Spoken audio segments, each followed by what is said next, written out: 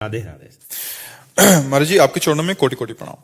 महाराज जी शाकाहार मेरे संस्कारों में है महाराज जी, पर जब मैं लोगों को समझाने की कोशिश करता हूं तो वो तर्क कुतर्क करते हैं महाराज जी। ऐसे में हम उनको समय समझाएगा, उनको समय समझाएगा। जिनको संतों के वचन और सात्विक पुरुषों के वचन नहीं समझ में आते कि भाई मुर्गा बकरा इनमें सब में जीव है, आप इनको काटते हो इनको खाते हो। बोले मैं काटता नहीं, मैं दुकान से ले आता हूं। तो अगर आप ना खाओ तो वहां कटना बंद हो जाए ना। तो काटने का कर्ता प्रेरक भोक्ता इन सबको फल एक ही मिलता है। तो आप न कहीं हिंसा में है और इसका जब दंड आएगा तो आपको भोगना पड़ेगा। देखो ऐसे ऐसे निर्दयी लोग हैं जो जिंदा पशुओं को जला करके उनका मांस खाते हैं। कहते हैं दूसरे देश तो बहुत उन्नतिशील हैं। हाँ, तो क्या भोग मांस खाना शराब पीना इसको उन्नति समझते हो? अगर उन्नति समझते हो तो भ्रष्ट जीव हो तुम। क्या रुपया उन्नति है? आचरण पवित्र उन्नति है। यहाँ एक बार जिस स्त्री ने पुरुष का हाथ पकड़ लिया आजीवन निर्वाह किया, वह आज इसके साथ कल उसके साथ। पर हमारे देश का सदैव अनुकरण करते रहे अन्य देश वाले। आज हम गिर रहे हैं इसलिए कि हम अन्य देशों का अनुकरण करें। ये जो boyfriend girlfriend live in relation ये हमारे देश का नहीं, हमारे शास्त्रों का नहीं है। ये अन्य देशों से आया हुआ आचरण है जिसको आज स्वीकृति मिल गई है। अब देखो एक लड़की एक बॉयफ्रेंड से 10 दिन बाद ब्रेकअप, दूसरा बॉयफ्रेंड 20 दिन बाद उससे ब्रेकअप, तीसरा। इसको क्या बोलोगे आप? ये विचार प्रवृत्ति बोली जाएगी ना। अरे हम कह रहे हैं किसी लड़की को अगर ऐसा है तो एक बच्चे को वरण कर लो और उसके माता पिता से मिलकर ब्याह करो, गृहस्थी में चले जाओ, कोई परेशानी नहीं। हम और पक्ष पे नहीं है, एक पक्ष पे दोस्ती करो, बेविचार मत करो। और जब तुम्हारी दोस्ती पक्की हो जाए तो फिर गृहस्थ धर्म में चले जाओ। फिर जैसे गृहस्थ का प्रयोग होता है आज हमारा जो गृहस्थ धर्म है बहुत संकट में है। मानो कई जगह बेविचार करने वाली लड़की, कई जगह बेविचार करने वाला लड़का, ये जब पाणी ग्रहण करेंगे तो मर्यादा में नहीं रहेंगे, क्योंकि ये पहले ही अपनी आदतें बिगाड़ चुके हैं। अब इनकी गृहस्थी कैसी रहेगी? पुरुष देख रहा है कि वो उनसे बात कर रहे, वो देख रहा है उनके साथ जा रहे, तो संबंध विच्छेद। संबंध का मिठास कहाँ रह गया? संबंध का भरोसा कहाँ रह गया? संबंध में विश्वास कहाँ रह गया? तो जीवन किस काम का? तो ये विदेश कोई उन्नतिशील नहीं है। आप क्या उन्नति मानते हो विदेश में? किस बात की उन्नति मानते हो? आनंद परमानंद कहाँ है?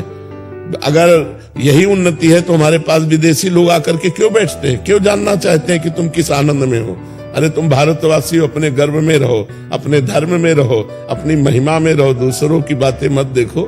ये संसारी पुरुष हैं, ये क्या जाने। केवल इतनी उन्नति है। अगर इतनी उन्नति है तो अपने भारत में पैसे की कमी नहीं है, एक से एक धनी है। तो क्या वो शांत है? अगर वो शांत है तो संतों के चरणों में क्यों जाते हैं? उदार पूर्ण धर्मात्मा क्यों बनना चाहते हैं? क्योंकि उसमें शांति नहीं है। शांति है दूसरों को सुख देने में, शांति है धर्म में चलने में, शांति है भगवान में। ये तो दूसरे केवल भोग योनि समझो। अन्य देशों में भोग योनि। उन्नति का मतलब क्या समझ लिया? उन्नति का मतलब रुपया होना, भोग भोगना, इतनी केवल उन्नति मानी जाती है क्या? ये तो नहीं। महाराज जी मैं अध्यापक हूँ तो मेरे सामने इस तरह की बहुत सारी सिचुएशन आती है। वहां पर जब इस तरह की बात की जाती है तो कुतर्क क्या आते हैं कि वो सामने से हमने उन्नति कर ली, हम बाहर जा रहे हैं और समाज में इतना गिरता जा रहा है कि पैसे को ही प्राथमिकता मान ली गई। नहीं, वो हम कल भी कहा था एकांतिक में कि धन गया तो कुछ नहीं गया, स्वास्थ्य गया तो कुछ गया, चरित्र गया सब कुछ गया। तो अब क्या है? उल्टा है कि नहीं है?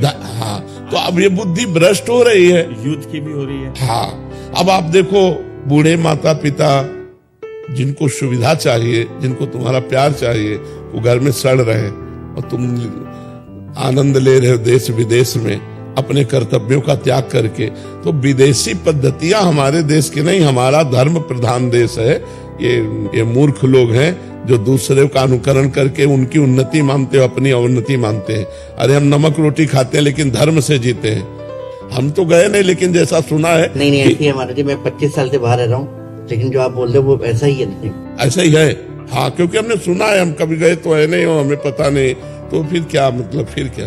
तो क्या आप बताओ, देखो जैसे आप विदेश में रहते हो, क्या अपने देश का प्यार कहीं आपको मिलेगा? आप विचार करो, माँ से प्यार, भाई से प्यार, बहन से प्यार, पत्नी से प्यार, जो अपने देश की अपने देश की एक मतलब रहनी है, ये आपको कहीं नहीं मिलेगी।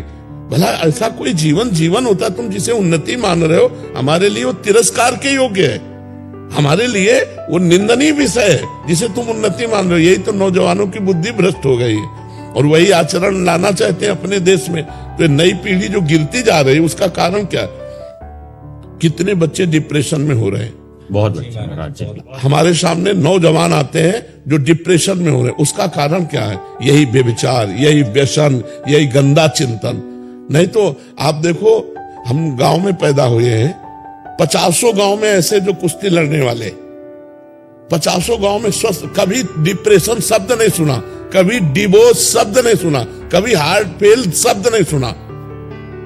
मेहनत किए और आज ब्याह प्रेम संबंध होते हैं और साल नहीं बीतता और डिवोर्स हो जाता है। ये क्या है?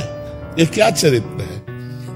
महाराज जी, इसको सुधारने के लिए आप कुछ मुझे गाइड करें। हम आपसे यही प्रार्थना करेंगे कि अपने शास्त्रों को स्वाध्याय करके, जब तक अपने धर्म की गरिमा हमारे बच्चों के दिमाग में नहीं आएगी, तब तक आधुनिक पढ़ाई विदेशों की महिमा को समझेगा।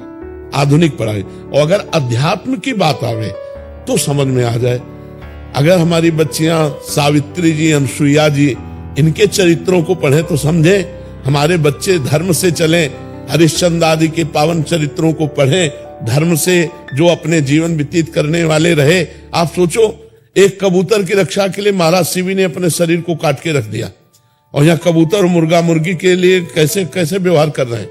एक कबूतर की रक्षा के लिए अपने शरीर को काट दिया महाराज शिवी ने और तराजू पे रख दिया, उसको हानि नहीं होने दी कबूतर की, और आप जीवों का नाश कर रहे हो, कह रहे हो।